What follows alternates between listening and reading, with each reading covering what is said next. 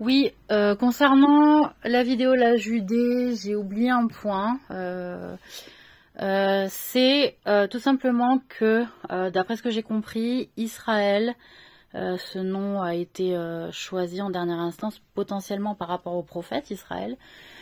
Mais sachant que ça fait partie des prophètes qui avaient déjà, je pense, je présume, par rapport au fait où dans le Coran il est cité effectivement que ce prophète avait déjà commencé à faire très attention à son alimentation et qu'il avait commencé de lui-même à s'interdire d'ingérer certains aliments et qu'a priori ces directives ont été reprises dans la Torah et que Dieu a validé par rapport à ce prophète-là, peut-être la clairvoyance dont il a fait preuve avec la guidance de Dieu, de capter, de comprendre, de goûter que certaines choses n'étaient plus bonnes pour son peuple et qu'il fallait plus qu'ils en mangent s'ils voulaient rester dans le chemin de Dieu et de rester pur. Parce que lui-même, il s'est auto-restreint, auto-contraint dans son mode alimentaire, et que c'est de cette analyse-là, de cette observation et de ces expériences-là, qu'en a découlé les interdits dont subissent encore les Juifs aujourd'hui dans leur pratique. Sachez que de ce fait en soi, c'est dommage aussi de... certes, de nommer, on va dire, un pays, enfin n'importe quel pays par rapport à un prophète, c'est très beau, paix sur lui, Israël.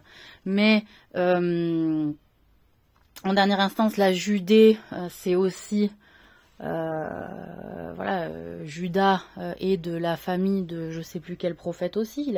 C'était un disciple de Jésus, paix sur lui, mais je crois qu'il était d'une descendance haute lignée de prophètes, il me semble aussi, et qu'en dernière instance, c'est potentiellement sa famille qui s'est installée dans ces territoires-là. Donc voilà, c'est intéressant aussi de lui rendre hommage et de revenir, comme je disais, aux sources premières du message aussi du très grand père et du très grand prophète Abraham, paix sur lui. Paix et bénédiction sur lui, soyons clairs aussi, parce que il a porté toute notre nation de croyants et on peut voilà, et paix et bénédiction aussi sur Jésus, tous ces prophètes qui ont porté qui ont été prophètes et messagers, parce qu'un prophète, on lui révèle un livre.